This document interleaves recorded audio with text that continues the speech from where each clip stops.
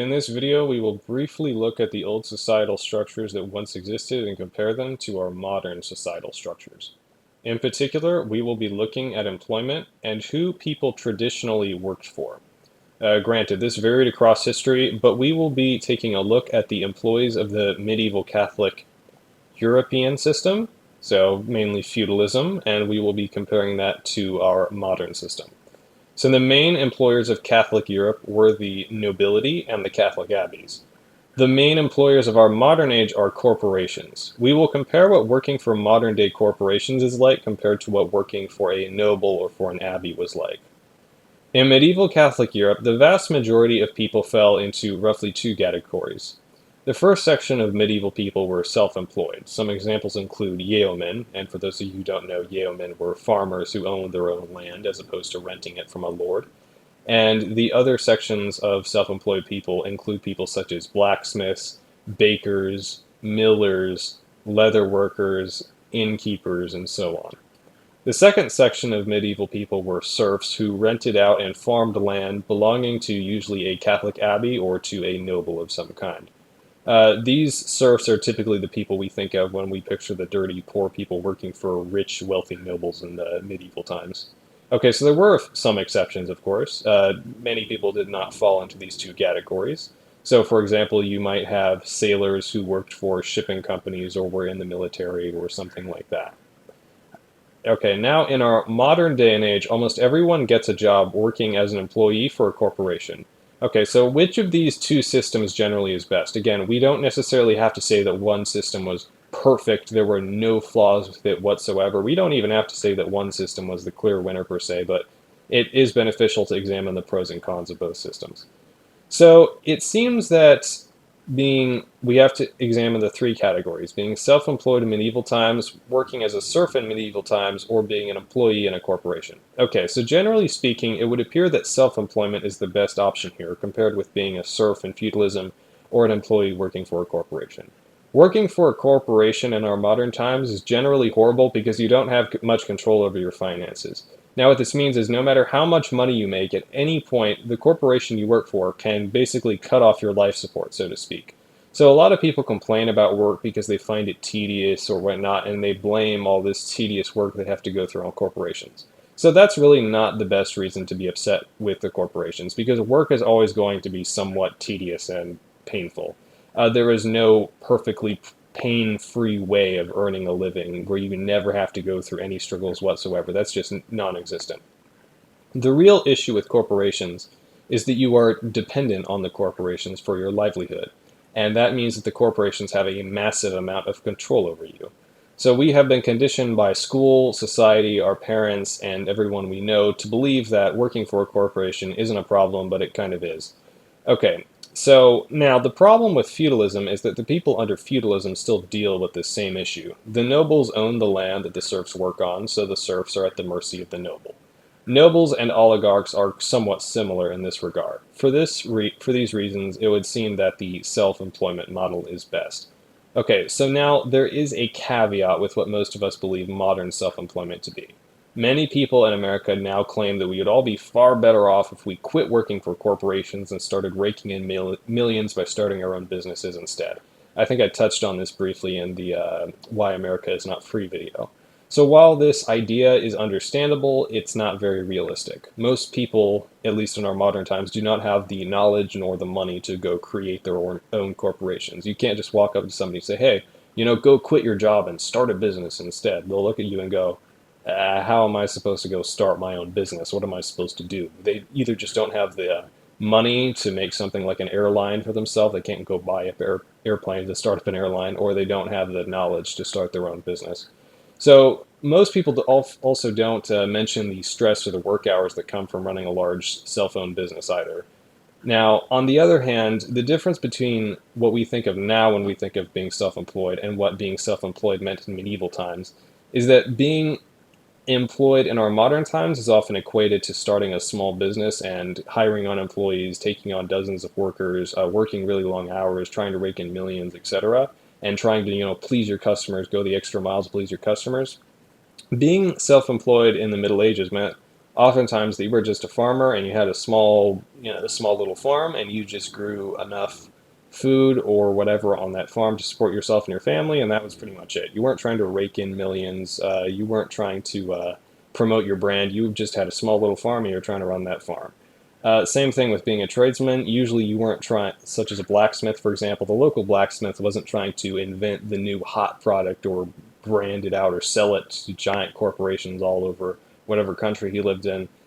People just from the little farms and little houses in the villages that he lived in, they would just come up to him and say, "Hi, Frank, can you fix this for me?" And Frank would say, "Okay, yeah, sure, I'll fix that for you. That'll be however much." And then he'd hammer it out for him. And that was pretty much it. It was pretty small scale, not quite probably as stressful or difficult as running some little mini corporation. Okay, so yeah, medieval yeomen and tradesmen were not necessarily rich, but they did have a little more control over their income than most employees did under feudal nobles or corporate oligarchs, like we have to obey now. These self-employed people also did not have quite the same stress on their backs that might come with running a massive business. Now, okay, so let's start examining feudalism versus capitalism a little more closely and start looking at working for a feudal lord versus working for a corporation. So basically, under feudalism, a noble owns land and you rent the land from that noble. You are attached to the land and you are a sort of employee slash slave of that noble. Overall, feudalism was really not the greatest system. G.K. Chesterton, I believe, implied in one of his books that before everybody in England became Catholic, many of the nobles in England had slaves. The Catholic clergy, however, disapproved of slavery, so the nobles were urged to give their subjects more rights and more mobility, which is where feudalism more or less emerged. Feudalism was, in that sense, a sort of compromise between the nobles and the Catholic Church. So the nobles had slaves, and the Catholic priest came in and said, "Hey, you can't have slaves." And the feudals and the nobles said, "Oh, okay, fine. I'll give them slightly more rights, but they still have to like live on my land and work for me." So it was kind of a sort of weird little compromise there. Okay, so in feudalism, in a certain sense, the nobility basically own you, and you're just a step up from being a slave. Again, this is an incredibly brief overview of feudalism, but for now, it suffices to say that feudalism was not ideal. There will be a little more on feudalism later. So in our modern day and age, most people work for corporations. They go to a government schools, they get a degree, and they eventually try to get a job and work their way up in the company. Then they work for the corporations for decades, hoping that inflation will not be able to catch up with whatever retirement funds they have managed to put aside. Being an employee for a corporation is not fantastic, though it's kind of debatable whether working under a noble in feudalism was really any better. Working for a Catholic abbey, on the other hand, was probably slightly better in some cases, since the monks technically were not supposed to care about getting rich. We're going to get to the abbeys very shortly, but first we need to talk about how feudal lords and abbeys gained their power through land. Okay, so land was of great importance in medieval times. Nowadays, in our modern times, we just think of land as like the small little squares we erect houses on. But during the medieval period, the vast majority of citizens did not live in cities, or I should say subjects. The subjects did not live in cities. Most people lived in and around villages in the countryside.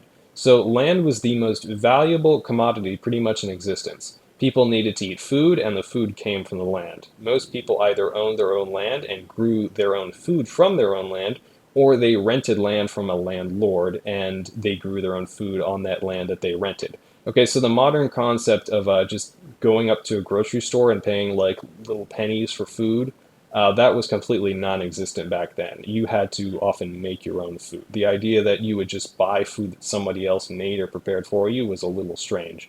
So Benedictine abbeys and British nobles, both of whom owned vast swaths of land, held the keys of power over pretty much everyone else in the country. So let's briefly talk first about working for nobles. There were a few advantages of feudalism that corporate employees do not have today. The one benefit is that you don't always have a corporate boss looking over your shoulder. So if you're at a corporation, your boss swings by your office or your cubicle regularly.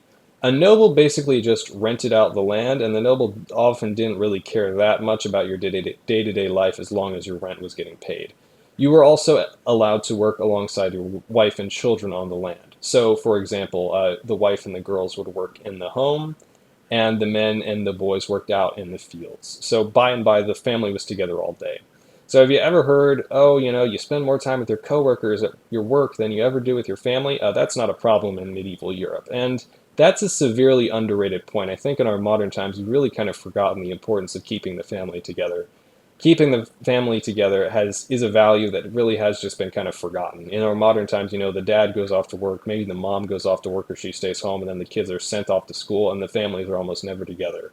And then oftentimes you'll hear a bunch of older people complaining, "Oh, my kids just never come to visit me." It's like, well, you weren't really around them that much when they were young. You just kind of sent them off to the schools, and you oftentimes were gone at work or something like that. So they probably just never really felt that close to you in the first place, which is kind of sad.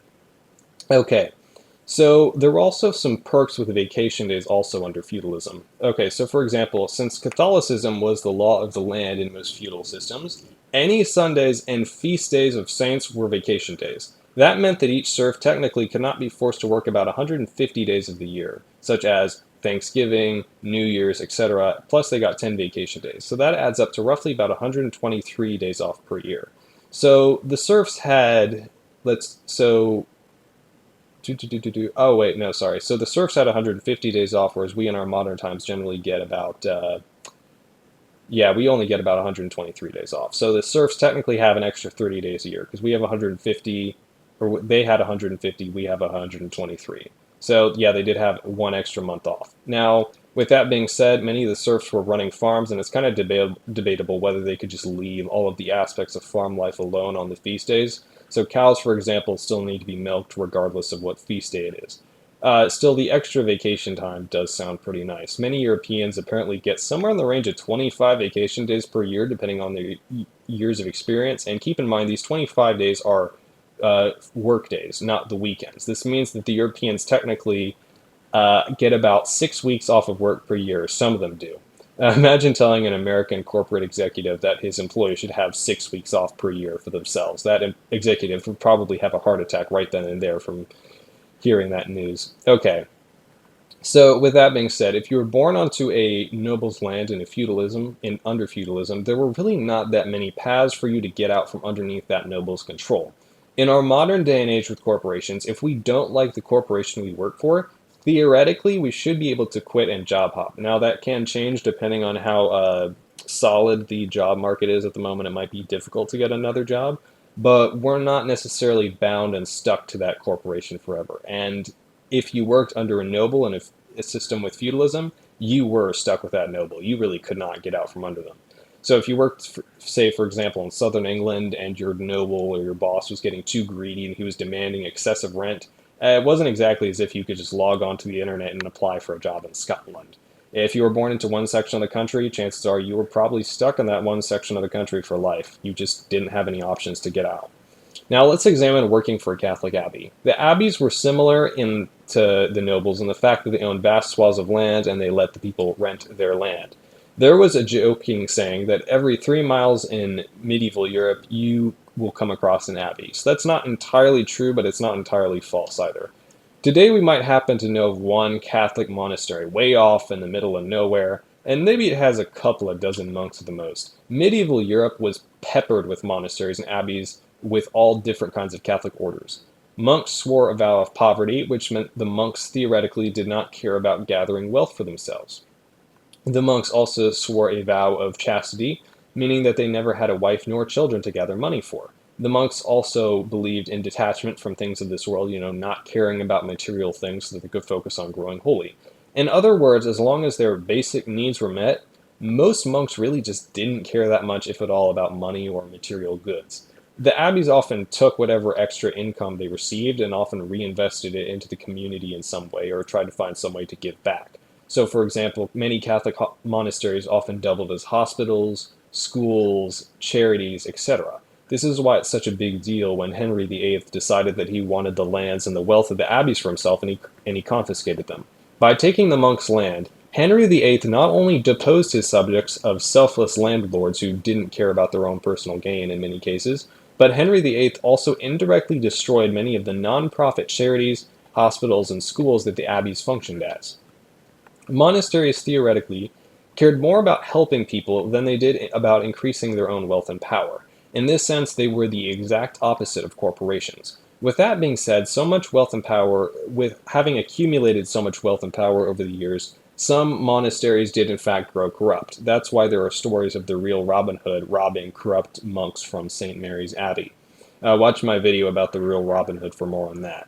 It is said that St. Thomas Aquinas refused to join the Abbey of Monte Cassino because the monks there had grown too comfortable and were living in luxury. The monks there were, in fact, so rich and spoiled that the abbot, St. Thomas Aquinas' uncle, in fact, was said to have a bridle for his horse that was studded with precious jewels. So think about how crazy that is. You've got a monk there who's sworn to live in, be detached from the things of this world, and that bridle of his horse is covered in studded jewels. Like, come on, man.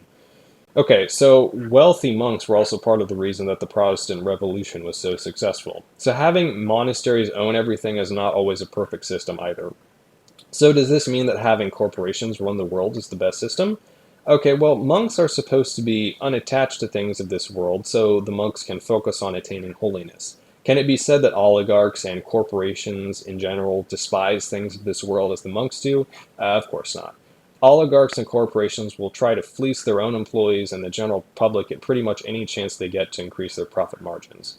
Monks and oligarchs are in many ways polar opposites. In general, as I briefly mentioned in this video, it seems to be best for people to sort of be self-employed when they can, if it's feasible. For example, the typical medieval village had some yeomen who worked on the land they owned, and some serfs worked on the land the local abbey or noble owned.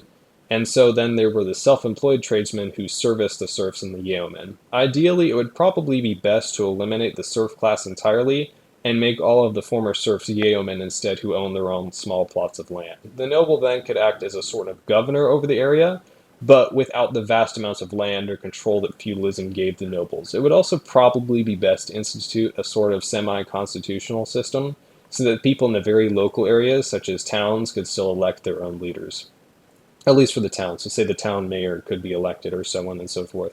So this would be interesting to try and pull off in our modern times. However, this video simply ruminated on the few differences between medieval employment and modern employment, and how to change our own modern system as a topic for another video. So yeah, that's it for now.